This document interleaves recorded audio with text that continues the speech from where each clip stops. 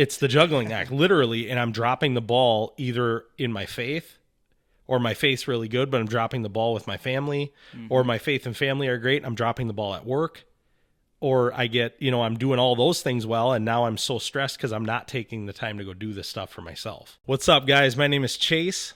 And my name's Luke. And we are Crooked Stix. Welcome back, episode 6. We appreciate you guys rocking with us, continuing to support us, show us love. We've got some really, really cool feedback, some good stories that are continuing to come in.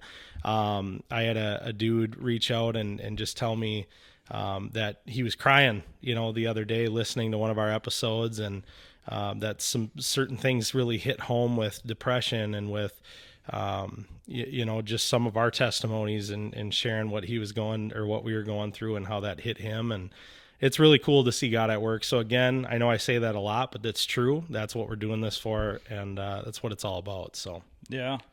And to talk about episode 6, first off, we just want to say thank you to all the people listening to the podcast, all the support, whether you're listening on YouTube, Apple Music, Spotify, iHeartRadio.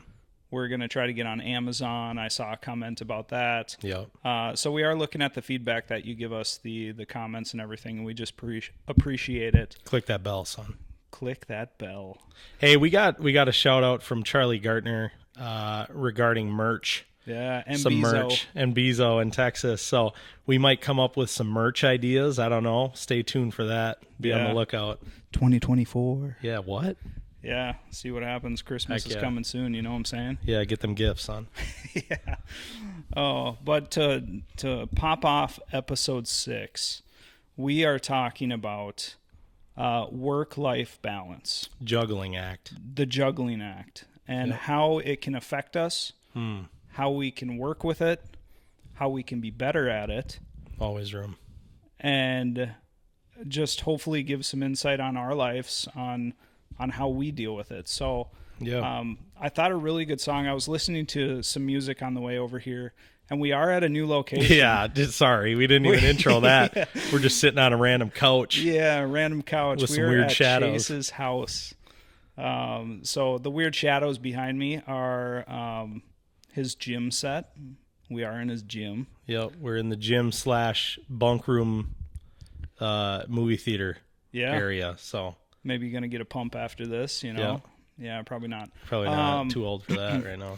But listening to music, and there's a song out there called Rich Men North of Richmond. And it starts out as selling my soul, working all day, overtime hours for bullcrap pay. Whoop!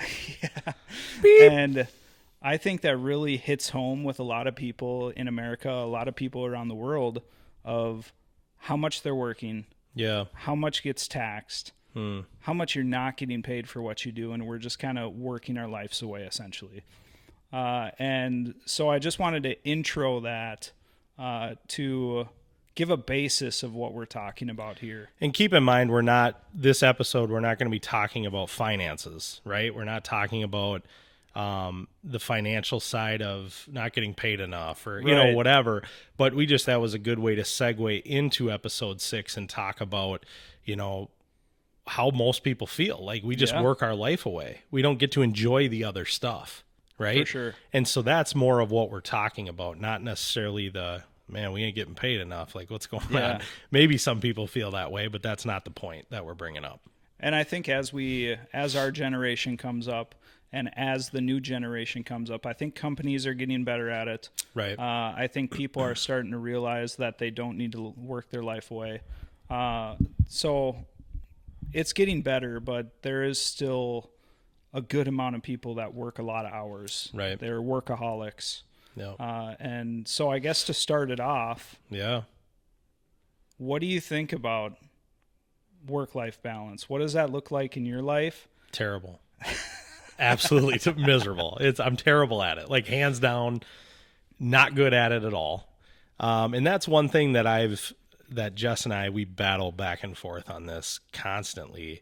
I will admit I am a workaholic. Don't let my wife hear that, because she would be like, what? You finally admitted it? But I am a workaholic. I take my job very serious. Not that most people don't, right? But I feel like I could sometimes take it to that next level. And so with me, I'm constantly, I wake up, I check my phone. Do I have any customers reaching out? I don't turn it off. Yeah. I have a really hard time flipping that switch when I get home. And I go into work early. I will stay late. I will go in on my days off. I will work from home. I can be on a boat fishing and taking phone calls. Like, that's just how I am. Right. And I think a part of that is not wanting to let the customer down. I'm very customer focused in that regard. So a part of it is, I want them to be able to trust me completely. And I want them to know Chase does his job the best, and I want to go to him always. And, I'm trying to build that. Yep. So I'm terrible at it. What would you say it is for you? Would you say it's good or? It's good and bad. Yeah. Where I work, they're very lenient on allowing me to, if I have to run home or take a lunch or leave a little bit early. Yeah. They're very good about that. And of course, the building shuts down at 5:00 anyways. But with the mortgage industry, you have to be available for the customer. Right. All times of the day. Right. Same concept of where you might be at home, dinner time, and you have one of your realtor partners giving you a call because they have a lead. They want someone pre-approved tonight to try to go look at a house. And so same concept of you work all day, whether you're on a fishing boat, whether you're at home, dinner, late at night. I've had multiple conversations at 9:00 at night. Yeah. With customers asking questions about their loan.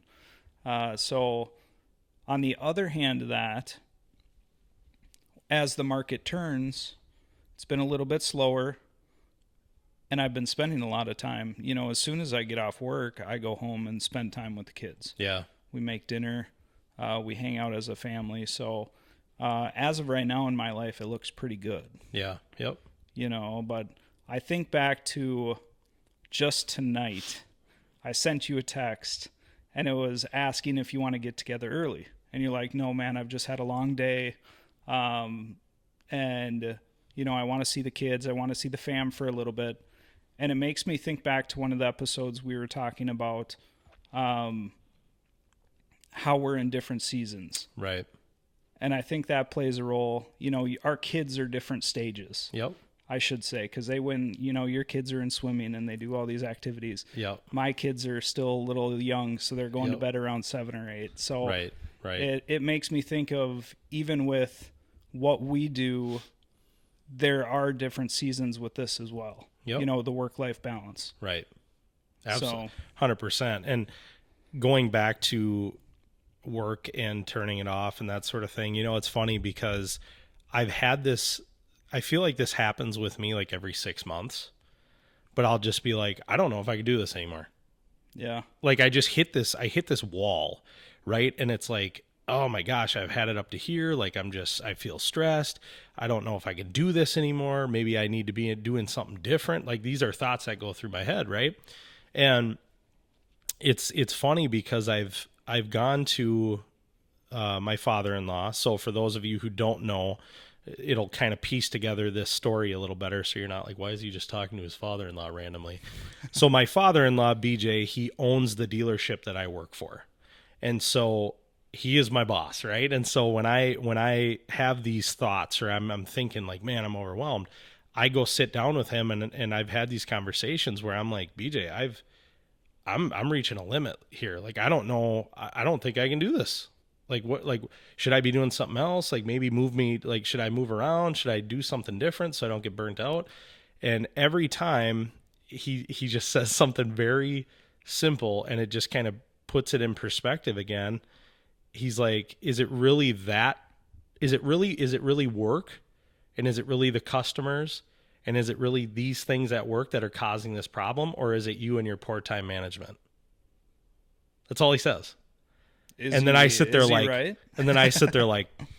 yeah, yeah, okay. So then I have to take a step back and I have to think to myself, okay, when I'm stressed out, why was I stressed out last night? I was stressed out last night because a customer reached out to me at 10 p.m. and I'm trying to hang out with my wife. We're trying to watch a movie. Well, guess what? I couldn't watch the movie with my wife because I'm talking to the customer about something that can wait till tomorrow. But I'm choosing not to let it wait till tomorrow. Yeah. Right? So it's like, yeah, that's poor time management on me. Or when a customer says, Chase, I'm coming in Wednesday. I'll be there at 6 p.m. Well, Mr. Customer, I get off at 5. I don't say that. I just say, cool, I'll be there. Right. I don't want to inconvenience the customer. Now, most salespeople I feel like would be like, no, that's what you should do. You should show up. You should be there. Yeah, I get that. But so where I'm at in life and these realizations I'm having, I don't want to show up and help a customer at 6. I'd rather be home. I'd rather be eating dinner with my family, asking my kids how their day was. How was hockey? How were swim lessons? How was dance? Those are the things I want to be doing at 6 p.m. at night. Right. Yep. And that's what your kids are going to remember as well. Right. And that's what we talked about in one of our episodes, stepping into fatherhood. And so if you haven't caught that one yet, go check it out. Yeah. Go peep that. Episode 2. Yeah. Wow, we're on 6. What a deal. Yep. And a majority of our talk tonight is going to be reflected on having kids. Right. And having a wife at home. Yep. And there might be some of you listening that don't have a spouse with you or have kids. Don't have kiddos yet. Yep. Yeah. And one thing is, with what you have going on, you just got to commit to it. I know Chase and I were just talking about how we don't want to commit to 6 o'clock hour. Right. It's kind of backwards, but at the same time, Chase wants to commit to being home with his kids. Right. You want to commit. It's a to commitment. Being home it's a with your priority wife. Commitment. Yeah. We'll put it that way. Or you want to make a priority or commit to having a relationship with God. Yeah. It's just something that you should do, especially being a workaholic, being obsessed with your job, or you're even thinking, what could I do with my life? You have those thoughts of, is this where I really should be? Right. Whatever it is, you just got to commit to it. And you got to be there for your family. That is one thing that I think we take heavily on our lives is to make sure that we fit our family into our life. Absolutely. With no matter what we do. So on the other side of it, on the other side of you working, how at home do you commit? Like, what do you do at home to have that balance? Yeah, and I would say that's a tough question because it depends on the day. Yeah. Because you and fish. and maybe you guys feel that, but I'm talking like outside of hobbies, outside of all that, I'm talking just when I come home from work, how do I commit? It varies. And Jess would be the first one to tell you that. There's days I get home and I'm on the floor. Like immediately I come in, I'm dropped to my knees, I'm on the floor playing with my kids, wrestling. I'm committed. I'm involved. I'm wrestling. I'm playing. I'm having fun. There's other days I come home and I want to lay on the couch and not do a single thing. Right. And so it really depends on the day. It depends on the mood I'm in. It depends on all that. But what I'm realizing is I have to make it a priority. I have to put that in check. I have to say, you know what? Whatever I went through today, whatever happened, the stress I dealt with, whatever, my kids don't care. My kids want dad home. Right. My wife wants dad, her husband, And so, daddy. Daddy.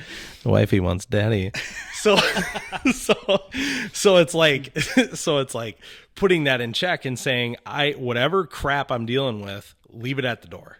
Right. I have to leave that at the door. I have to come in and I have to be the best husband I can be. I have to be the best father I can be. And be able to shut it off from work. Yep, flip the switch. And I'm terrible at that. I'm trying to get better at that. Yeah. And it's just. And so besides coming home and the good husband, the good father, mediocre. What else do you do with your life? Like, what is the thing that will clear your mind? What is the thing, of course, like fishing, hunting, you do all that. Yep.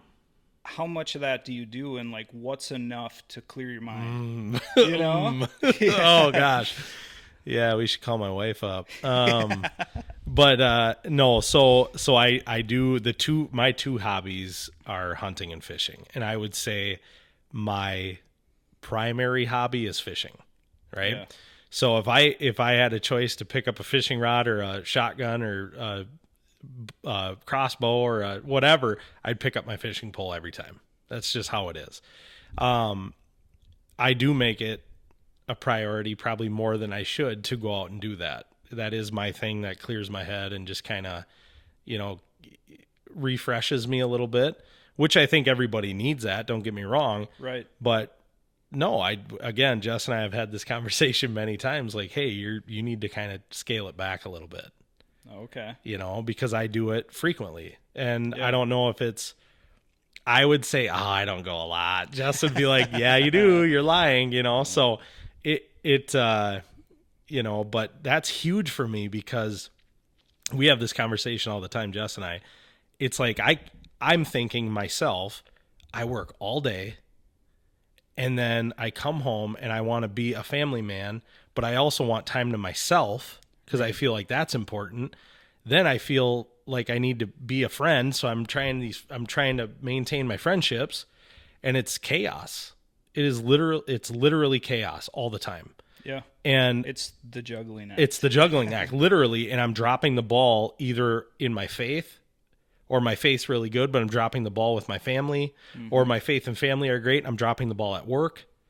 Or I get, I'm doing all those things well, and now I'm so stressed because I'm not taking the time to go do this stuff for myself. Yeah. So it's constantly trying to find that balance, and I'm terrible at it, but I'm still working on it. What would you say your things are? What clears your head? I mean, that's hard to say because I'm kind of it feels like I'm on repeat. Okay. Like, what do you mean by that? Literally, when I come home at night, I'm with the kids, with the fam, and then I also do side work for one of the companies I used to work for. Sure. So on the weekends, I'm putting in like 6 hours in the weekend doing that. Yeah. And so do I get personal time? I mean, not really, Yeah. If there was an opportunity for me to go do something, which my job allows me to do that for networking and things, but it's like getting on the golf course. Yeah. Going I was going to ask you if you consider that kind of like your time away. I would consider that. Yeah. 'Cause on nights and weekends, we don't really get away. I don't have days off where my family's not there. Right. Which I love. That's one thing. Totally. On the weekends, we hang out together and we're doing everything together, where it's going to Liz's parents' house to the lake, right. So I truly love that time with my family, but there's really no separation from me and the fam. It's very rare. And that's probably, part of that plays into, again, seasons of life. Yeah. Age of your kids exactly. plays a huge factor. Like, I remember when Jess and I, when we had little kids, there were times where I didn't do much and Jess didn't do much. And I would push my boundary there for sure. And I would still try to go out and do as much as I could, but it wasn't even close to where I'm at now. Right. And now my kids, they're in sports, they're doing things. Jess is running them all over the place. So if I get off work and I have an hour and a half and they're at practice, I will go run down and fish, or whatever. And I don't want to make it look like that's the perfect life, because I want to say that sometimes that puts a struggle in our life too, of being together all the time. Right. With either Liz, she stays home with the kids. So if she doesn't get her personal time, or myself, there might be some built up stress, resentment, yep. Or just like butting heads. Yeah. Sure. Where you're together always. Jess and I go through this as well. Yeah. Yeah. I don't want to say it. I don't want to make my life look perfect, because it's not. Yeah. It's just a lot of the time I spend is with my family.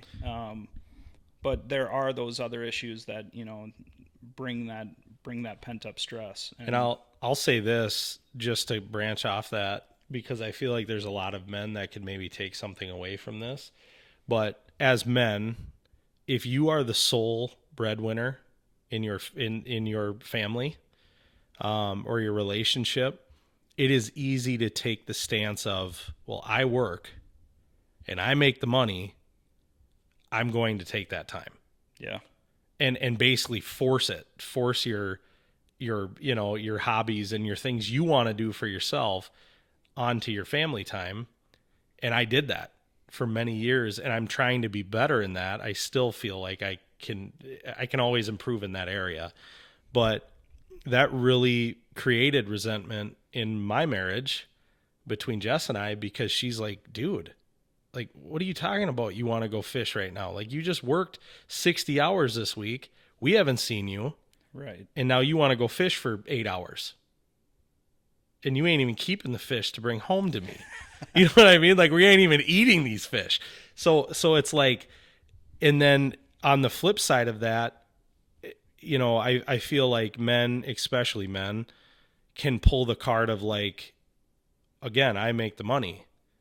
This is what you signed up for. If your spouse stays home, and I did this, and I feel terrible to this day that I even would say this, but it's like playing the card of, well, I make the money. You chose to stay home with our children and be a mom. Right. That's on you. You know what I mean? Like, I need my time. I need this. And what you forget is that they put in just as much time, if not more. It's nonstop. Because it's nonstop, day and night. And so that's something I'm trying to grow in and understand. And I feel like I'm doing better. My wife's sitting over here giggling, but I feel like I'm doing better in that category. Am I right? Say it louder for the people in the back. Say it louder for the people in the back. Yes. There we go. You heard it first. But yeah, I just feel like that was a huge area of my life that I needed to mature in and grow in, and I'm still doing that. And understanding that I didn't sign up to be a dad and a husband so that I could be absent. Right. I signed up to be committed. Commit. You know, and that's what we're talking about is you're a husband, you commit to that. You take responsibility, you lead your family well, you lead your wife well, you support them emotionally, mentally, physically, financially. You commit to a job, you show up every day, you put the work in, you do the best you can. Yeah. You know, you improve in your, you know, what's the word I'm looking for? You perfect your craft. Yep. You know, you commit. So you commit. But yeah, so. Yeah. And even talking about just committing, I mean, that is one thing that I have struggled with personally for a long time. Not necessarily with my fam, but sometimes I would drive home and I'd be like, I'm just tired. You know, like you said, you just want to lay on the couch. Yeah. And then you start getting mad at your kids, or, you know, like every time, like when you're playing with your kids, it's fun. It's great. But every time you want to step back and like sit here and let the kids play, they're all over you. You're getting overstimulated. You're sitting there like, dude, come on now. The like, fuse gets shorter. The fuse gets shorter. It's starting to burn. And then you start snapping. And I found that to be a huge problem in my life. Yeah. Whereas like, they don't deserve that. And same with the spouse. It was one of those things where just recently, actually, I've gotten to really like the Burn the Ship song. And I think I talked about it last. Shout out for King and Country. King and Country. They're coming to town in November. But the other day, well, 2 days in a row now, I've listened to it like multiple times on the way home. And it almost like brings me to a tear of just thinking how better I could be. Sure. You know, whether that's with my wife or with my kids. Yeah. Or at work, you know, everything you just talked about. I'm having this realization of just don't be crabby. Yeah. Don't be a bump on the log. Yep. You know, that scenario that you can get so used to. Right. And it's so constant. Yep. You just got to break through it. Yep. And you got to be a better person. The mental state. Okay. So talking about areas of our lives we're struggling in and having a hard time with the juggling act. So you personally, what are ways that you are trying to be better in those areas? What things are you doing to improve? For sure. I think one huge thing is being off my phone when I'm with my family. I think that is one of the biggest things, and I think a lot of couples struggle with it. I think everybody in the world struggles with it who has a cell phone at I this do point. 100%. You know, like we talked about in the first episode about TikTok, and I can sit there and scroll Facebook and then Instagram and then go back to Facebook, and then I don't get on TikTok, but it's there, Yeah. you know? Yeah, for sure. So I think one of the biggest struggles is social media and being on my phone, especially around my family. So what I try to do is when I walk in the door, when I change my clothes out of my work clothes, I will put my cell phone in the bedroom and then walk out and try to make it till at least after dinner. Sure. Before I check to see if anyone's emailed, called, anything like that. Yeah. Of course, with us being in sales, it's kind of tough because we need to be available in a way. Do we, but do we not? Do we though? Yeah. Yeah. I mean, in a busy season, you don't want to miss out on a deal. Right. For a realtor. Sure. You know, because they might be a very good referral partner for a long time. Right. And I can do that work from home. Luckily, you know, I can pull up the computer even after the kids go to bed. I can pull it up, do a pre-approval pretty quick. But just setting that time aside to be present, I think it's honestly tough. And I think it's cool that I would say this, it's cool you can work from home, but I also find that probably way worse than my situation. Like, I can't do much from home. Right. I can, but it's just not the same. Like, you can pull up your laptop, boom, get a pre-approval going, whatever. Where me, it's like, hey, Chase, I was looking at trucks. Like, what's available? Well, let me call you tomorrow. Right. It's a little more of a quicker answer. Not that that makes it any better. I'm still on my phone. But there have been scenarios where, I mean, just this summer, my family went down to Kentucky and we did the Noah's Ark tour. And I mean nothing bad by this because I know Scott, my customer Scott, listens, so I'm not throwing you under the bus. I'm pointing it out, right? Shout out Scott. Shout out Scott Cap. But no, Scott's a great friend of mine. He's a great customer. He's a follower of Christ, you know, just a great dude. And he called me in a pinch and he's like, dude, I know you're out of town. I'm trying to buy this truck. And it was like the last heavy duty 2022 diesel, like whatever that we had on the lot. And I'm like, oh my gosh, like I'm in the middle of the arc right now. Like my family's around me. We're trying to tour this thing. I'm trying to learn, but I'm like, all right, let's do it. You know? And I worked the entire deal start to finish over the phone. And it took me like an hour of my time, but we did it. We got through it. But it's, again, scenarios like that should I have passed that deal to somebody else? Yes. I should have looked at it and said, listen, Scott, dude, I know you really want to work with me. I appreciate that. Unfortunately, this is where I'm at, you know, and that was poor on my part.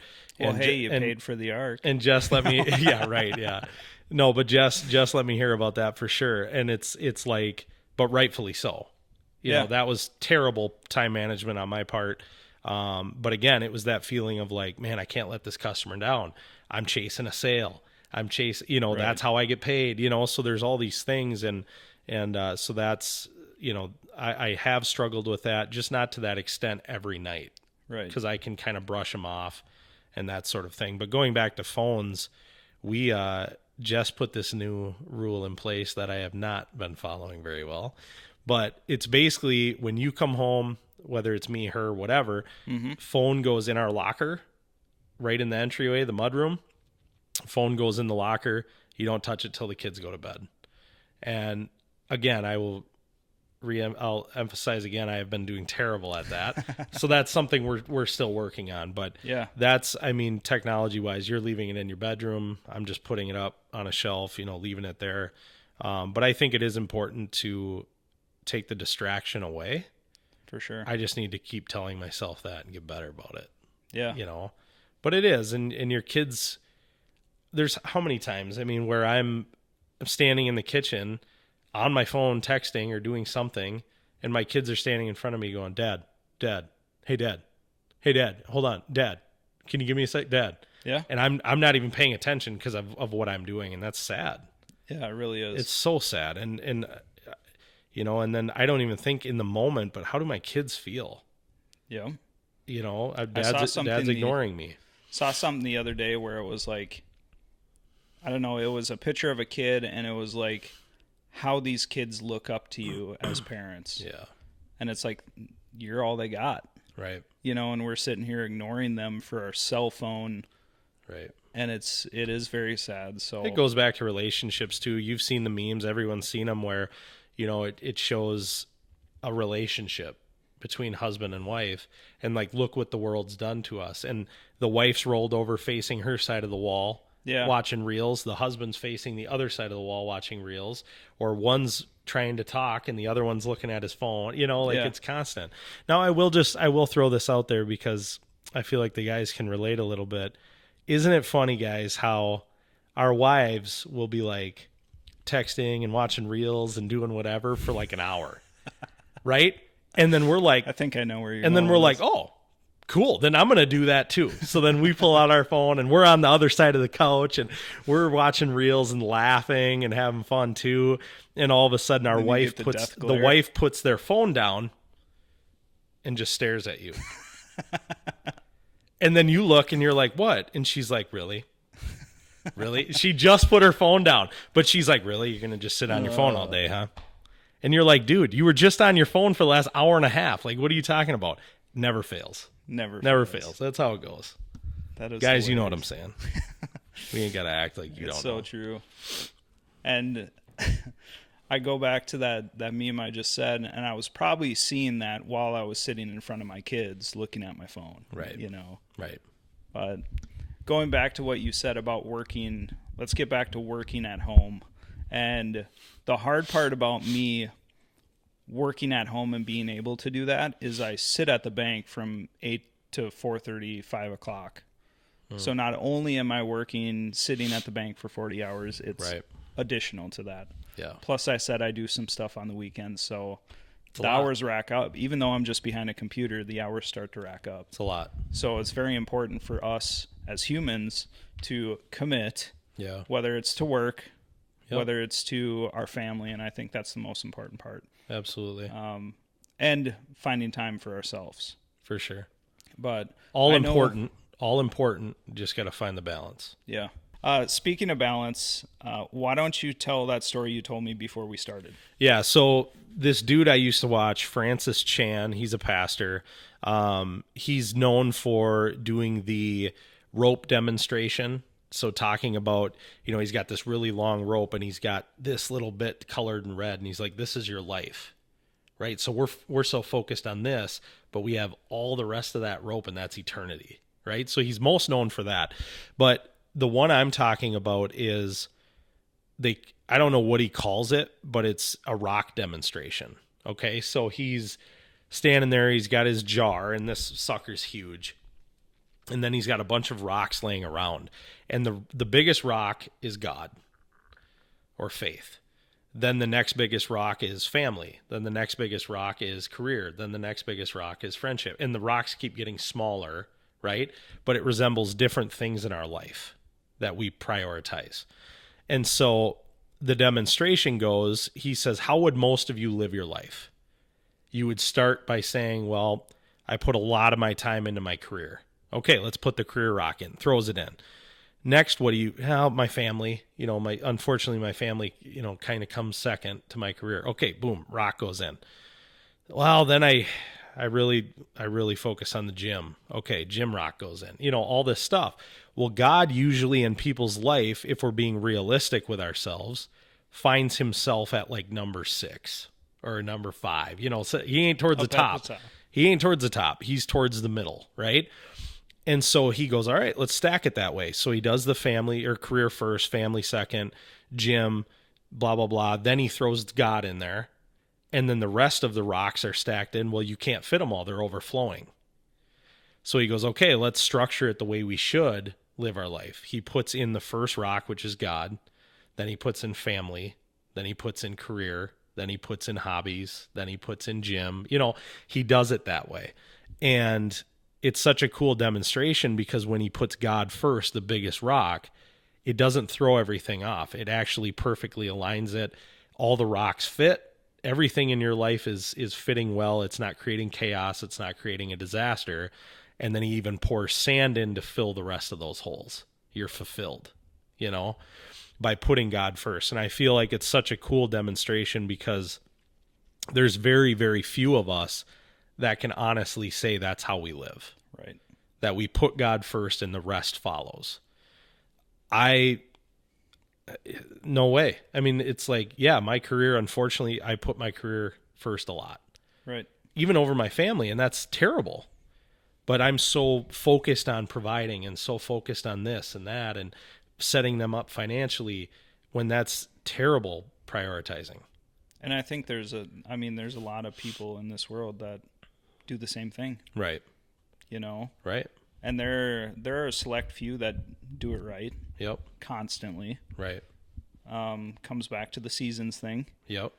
But if you can start prioritizing your life that way, it's going to make a difference. Yeah. It already has in my life. Yep. There's a couple things that I have yet to work on to put it all in God's hands. And that eats me up every single day, but I am much better than I was yesterday. Yep. And just making that progress, Absolutely. It does make a difference and you start to see it. For sure. Absolutely. But yeah, I think to close that section of the discussion, it's easy for us to just go each and every day. And then when stuff starts falling apart, to kind of look and go, what is going on? Yeah. What the heck? Like, why is this a disaster right now? Why am I stressed to the max? Why is life chaotic? What is going on? Look at it. Are we putting God first? Right. First and foremost over everything, are we putting him first? No? Okay, well, maybe there's your answer. Okay, so let me ask you this. What do you define as success in your life? What do I define success? So it's actually changed over the last 10 years, to be honest with you. And so coming out of high school into my mid-20s, success was an occupation. Success was how much money you made. Success is pretty much what you do with your life and how many material things you have or what material things you have. And as I get older, as I have a family, as I got married, it all starts to change. Because we go back to talking about needing to be there for our family, to commit to our family, to our spouses. And now in my life, success is, yes, what your job is going to be or what you do for work. But it's not all of it. It's not all of it for me. I think raising my children right is a big part of my success. Making sure they grow up to be good humans. Yep. Have a good relationship with my wife, which is an ongoing thing. Yep. That will be a lifelong commitment to trying to make that better and stronger. Knowing and trying to build your kids up to be the best people they can. That's a pretty big part of my success. Sure. Or what I want to be successful at. Yep. Leading my kids in the right way. Absolutely. And ultimately, how you choose to answer that question is where you're going to focus your time and efforts. Yeah. Oh. Bingo. Oh, gosh. Well, I got to say, episode 6. Episode 6. We have completed episode 6. Once again, we want to thank you guys for listening, tuning in. Yep. If you have any suggestions on topics or have any comments on what we talked about, or if any of this relates to your life, please feel free to reach out, whether you DM, comment, anything. We're here for you. So yeah. I'll leave you on this. Go read this up because I didn't get to mention it in this episode. Luke chapter 12, 13 through 21. Jesus is preaching and talking about the rich fool Go check that out. Ties into what we talked about today. Shout out, Luke. Think it's a good one for you guys to read. So once again, thank you guys for tuning in. Hope you guys have a great week. We'll see you back for episode 7. Crooked Stix out.